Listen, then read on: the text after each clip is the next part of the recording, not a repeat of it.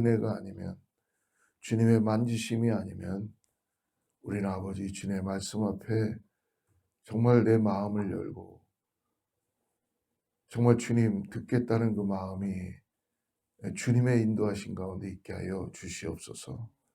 하나님, 주님께서 이 새벽을 깨우며 주 앞에 나온 우리 사랑하는 귀한 성도님들을 기억하여 주시고 하나님의 은혜로 오늘도 말씀하여 주셔서 교회가 새로워지게 하시고 하나님 정말 하나님을 사랑하고 섬기는 것이 무엇인지를 다시 깨닫고 나가는 귀한 하루가 되게 하여 주시옵소서.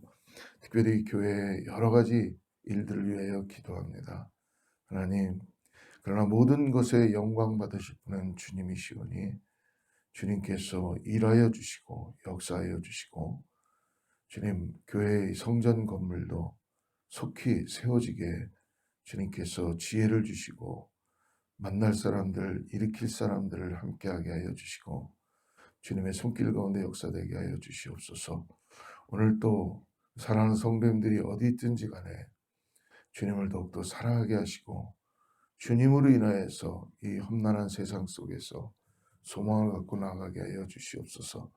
질병 가운데 있는 성도들 노임받게 하시고 고침받게 하시고 특히 마음의 상처를 입고 있는 성도들 주님으로 인하여서 깨끗함 받고 나아갈 수 있는 자유함 있게 하여 주시옵소서. 예수님의 이름으로 간절히 기도드립니다. 우리 예레미야 6장을 보겠습니다. 예레미야 6장 1절부터 15절까지 말씀인데요. 우리 8절부터 15절까지 말씀 읽고 같이 오늘 말씀 묵상하죠. 예레미야 6장 8절부터 말씀 읽겠습니다. 예루살렘아, 너는 훈계를 받으라. 그리하지 아니하면 내 마음이 너를 싫어하고 너를 황폐하게 하여 주민이 없는 땅으로 만들리라. 만군의 여호와께서 이와 같이 말씀하시되 포도를 따듯이 그들이 이스라엘의 남은 자를 말갛게 주으리라. 너는 포도 따는 자처럼 내 손을 광주리에 자주자주 놀리라 하시나니 내가 누구에게 말하며 누구에게 경책하여 듣게 할꼬 보라. 그 귀가 할례를 받지 못하였으므로 듣지 못하는도다. 보라, 여호와의 말씀을 그들이 자신들에게 욕으로 여기고 이를 즐겨하지 아니하니 그러므로 여호와의 분노가 내게 가득하여 참기 어렵도다. 그것을 거리에 있는 아이들과 모인 청년들에게 부으리니 남편과 아내와 나이든 사람과 늙은이가 내가 그 땅 주민에게 내 손을 펼 것인지요 그들의 집과 밭과 아내가 타인의 소유로 이전되리라. 여호와의 말씀이니라. 이는 그들이 가장 작은 자로부터 큰 자까지 다 탐욕을 부리며 선지자로부터 제사장까지 다 거짓을 행함이라. 그들이 내 백성의 상처를 가볍게 여기면서도 말하기를 평강하다 평강하다 하나 평강이 없도다. 그들이 가증한 일을 행할 때에 부끄러워하였느냐? 아니라 조금도 부끄러워하지 않을 뿐 아니라 얼굴도 붉어지지 않았느니라. 그러므로 그들이 엎드러지는 자와 함께 엎드러질 것이라. 내가 그들을 멸하리니 그때에 그들이 거꾸러지리라. 여호와의 말씀이니라. 잠언에 보면은 지혜로운 자는 부모의 훈계를 듣지만 미련한 자는 부모의 말씀을 거역한다라고 말씀합니다.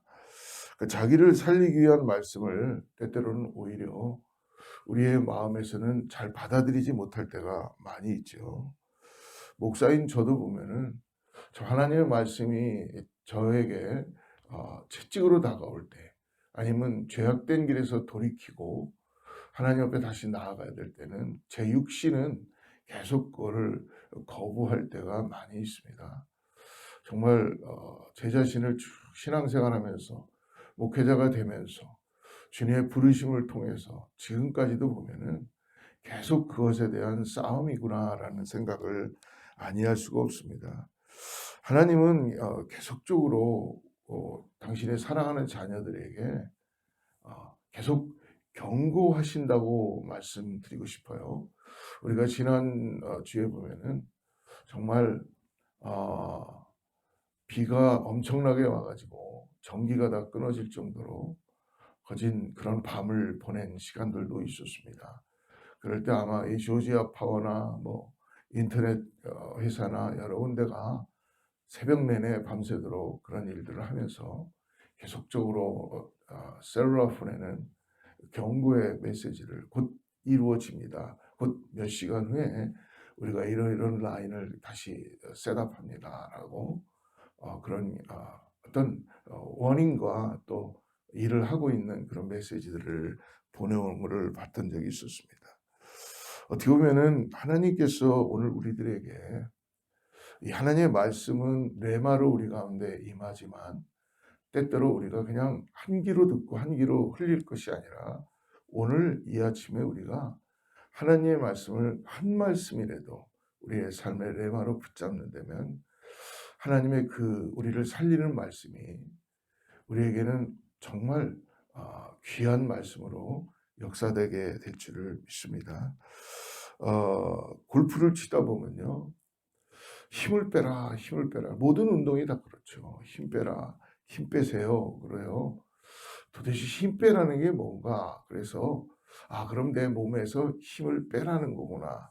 그게 피지컬리는 맞는 말인데요.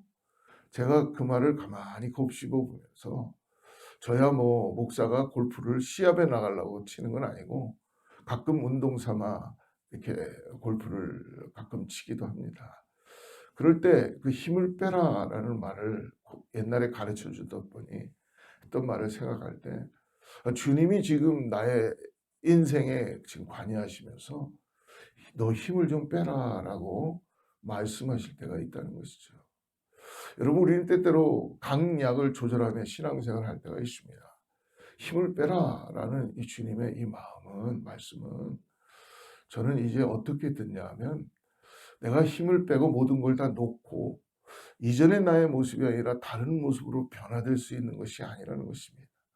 바로 이 힘을 빼라는 것의 이 경고는 네가 바라보고 있는 것이 나냐라고 물어보시는 거죠. 이분 골프를 한 샷을 때려도 그것이 너의 마음의 욕심으로 더 잘 치고 싶은 욕심이 어찌 없겠어요. 그러나 너가 가지고 있는 인생에 정말 네가 흐드르는 너의 마음에 내가 함께하느냐라고 물어본다고 저는 그렇게 받고 싶습니다. 여러분 우리가 인생을 살아가면서 또 모든 일을 할 때에 아마 힘을 빼야 되는 경우가 많이 있을 겁니다. 그때 여러분 우리의 피지컬한 힘을 빼고 그리고 뭔가 스탑하고 그것을 강약을 조절하는 것보다도 먼저 해야 되는 것은 예수 그리스도라면은 어떻게 할까? 주님이라면 지금 나에게 무엇이라고 말씀하시나라는 것을 듣기를 원하신다는 것이죠. 그래서 결국은 주님께서는 우리에게 말씀해 주시고 우리가 따라가고자 하는 그 가장 우리의 가이드가 바로 예수 그리스도이시며 성령이시라는 것을 깨닫게 되는 것입니다. 성령은 보혜사십니다. 우리의 눈을 열게 하시고 우리의 감겨있던 마음들을 바꾸시며 우리의 신앙의 에듀티를 바꾸어 주시죠. 그래서 우리의 언어와 우리의 생각과 우리의 입은 혼까지도 필링까지도 다 바꾸어 가시는 분이십니다. 그렇기 때문에 우리가 의지하고 따라가야 될 분은 오늘 성령 하나님이신 것을 믿음으로 바라보시기를 축복합니다. 사랑하는 성도 여러분, 우리의 신앙생활도 마찬가지입니다. 우리가 죄악의 홍수에 빠져 있을 때 하나님께서는 끊임없이 성령을 통해서 우리에게 힘을 빼라라고 말씀해 주십니다. 그런데 우리는 때때로 내가 옳은가, 내가 지금 잘하고 있는가, 내가 잘못했는가를 어떤 정의를 따지고 싶어하는 우리의 마음이 얼마나 많아요. 주님은 지금 그걸 말씀하시는 게 아닙니다. 네가 옳은가 그른가를 주님은 말씀하는 게 아니라 네가 지금 내 안에 있는가, 나와 함께 하는가를 주님은 우리를 건지시며 우리를 구원하시는데 주님이 우리를 얼마나 잘 아시겠어요. 우리가 어떤 존재라는 걸. 토기장이신 그분이 우리를 너무나 잘 아시고 계시죠. 그러니까 우리가 이게 잘못됐나 잘됐나를 따지기 이전에 내가 지금 잘하고 있는가? 그것보다도 내가 지금 주님 안에 머물러 있는가? 내가 주님과 함께 있는가? 이 메시지를 우리가 우리 자신들에게 드려야 될 줄 믿습니다. 그러므로 만약에 주님이 우리의 마음에 그런 마음을 주셨다면 우리는 속히 죄악된 길에서 아니면 나의 어떤 그 에고에서 나의 정의로움, 내가 갖고 있는 어떤 것에서 빨리 그리스도로 향해야 될 줄 믿습니다. 바로 이것이 경고라고 이야기할 수도 있겠고요. 근데 이 경고를 계속 듣지 않으면 힘을 빼라라는 이 주님을 바라보라라는 그 말씀을 우리가 부인하면 경고가 설마로 나타나는 일들을 경험하고 있지 않습니까? 저는 경험합니다. 그 하나님의 그 품 안에 안기고 하나님 안에서 나의 모든 것들을 다시 회복하기 위하여서 여러분 인간은 죄로 똘똘 뭉친 존재들입니다. 아무리 우리가 구원받았다 그래도 또 우리는 주님 바라보지 않으면 성령 의지하지 않으면 또 우리는 또 고개를 들고 내가 또 뭔가 할 수 있다고 생각하고 있고 그런 어쩔 수 없이 존재들이에요. 그래서 우리를 의롭다 하심에 대한 칭함을 주셨다는 것은 우리가 의로운 자가 아니고 그리스도의 의로움을 입혀 주신 거예요. 또 예수 그리스도를 통하지 않고서는 우리는 하나님 앞에 나아갈 수가 없다는 것이죠. 그러므로 오늘 유다 백성들이 하나님의 반복되는 경고의 말씀에도 아랑곳하지 않습니다. 결국은 설마가 되게 되는 거죠. 그래서 하나님이 결국은 어떻게 보면 이들에게 그렇게 되시면 안 되는데도 선한 적이 되어서 이방 땅에 바벨론과 이방 사람들을 일으키며 그리고 정말 그 끓는 그 소처럼 그들을 엎어버리시는 그런 일을 하시게 되죠. 하나님의 경고의 메시지를 들을 때 여러분 우리가 빨리 돌이키는 것이 우리에게는 가장 살아나는 역사라는 걸 오늘 다시 말씀해 주십니다. 근데 우리는 때때로 내 자존심과 나의 아집과 나의 에고 때문에 돌이키는 걸 굉장히 어려워할 때가 많이 있죠. 그래도 감사하게도 하나님은 계속 우리에게 말씀해 주시고 하나님은 우리를 돌아오라고 말씀해 10절 말씀을 보십시오. 내가 누구에게 말하며 누구에게 경책하여 듣게 할고 보라. 그 귀가 할례를 받지 못하였으므로 듣지 못하는도다. 그러니까 마음의 할례를 받지 못했다는 것이죠. 뭐 육신의 할례는 받았는지 모르지만 하나님으로 인하여서 구원받지 못한 나의 심령 가운데 계속적으로 내 귀를 막게 되고 듣지 않는다는 거예요. 보라, 여호와의 말씀을 그들이 자신들에게 욕으로 여기고 이를 즐겨하지 아니하니. 그러니까 하나님의 말씀이 레마로 임하지 않는 거예요. 거부하게 되고 그러는 거죠. 그래서 이들의 죄악은 마치 수일간 내린 비로 물을 가득 머금고 샘물처럼 물을 뿜어내는 제방 뚝과 같다.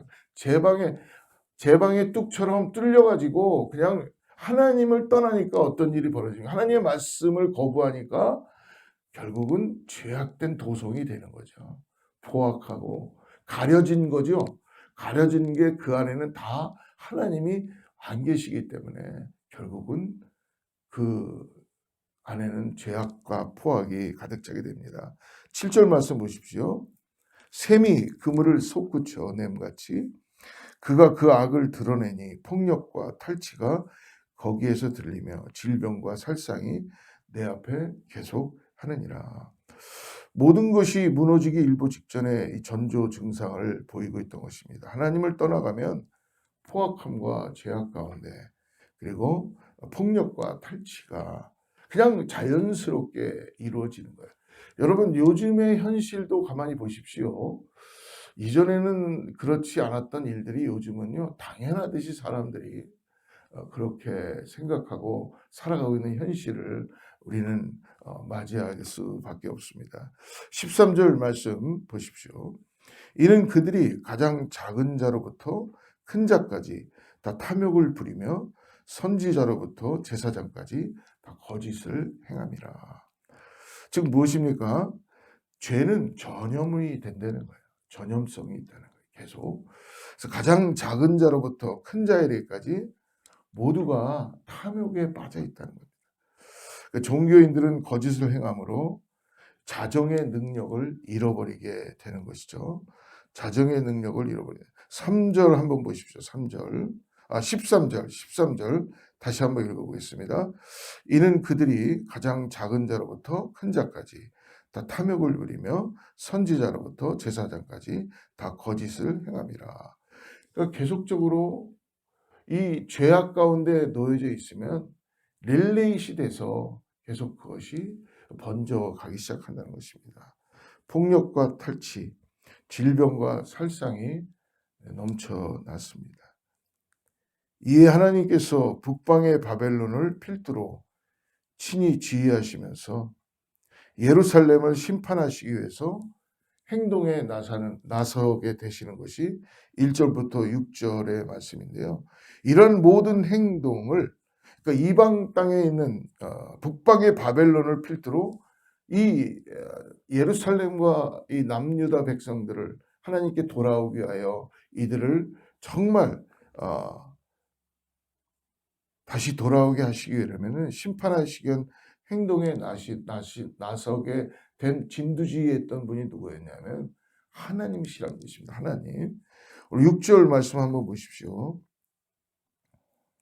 만군의 여호와께서 이와 같이 말하노라. 너희는 나무를 베어서 예루살렘을 향하여 목책을 만들라.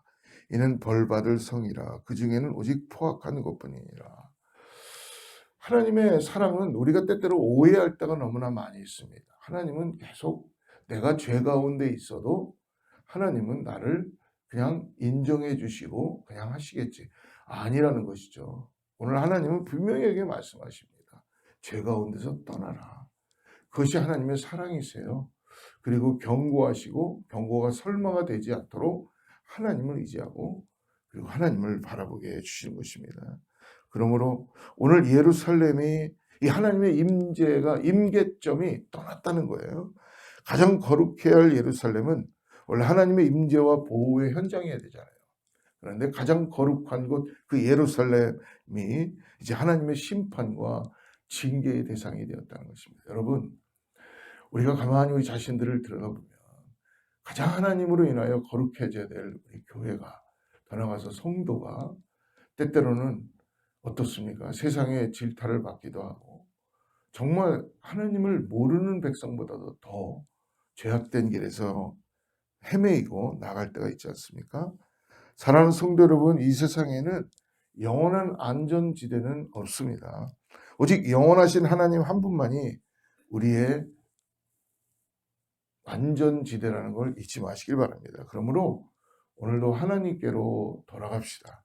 그리고 하나님의 경고의 메시지를 잘 분별하고 그분을 통하여서 주님이 주시는 말씀을 따라서 순종하고 나가는 사랑하는 성도님들 되기를 주님으로 축복합니다. 사랑하는 성도 여러분, 오늘 하나님께서 우리들에게 반복적으로 보내시는 경고의 메시지가 있다면 그것은 무엇입니까? 우리가 속히 끊고 빠져나오기를 원하시는 삶의 지점은 어디입니까? 하나님의 말씀은 계속 들려와서 이 말씀을 통해서 내가 경고의 메시지를 통해서 돌이킬 수 있다면 그게 진정한 은혜인 줄 믿습니다. 근데 우리가 영적 싸움을 하는 건 뭐예요?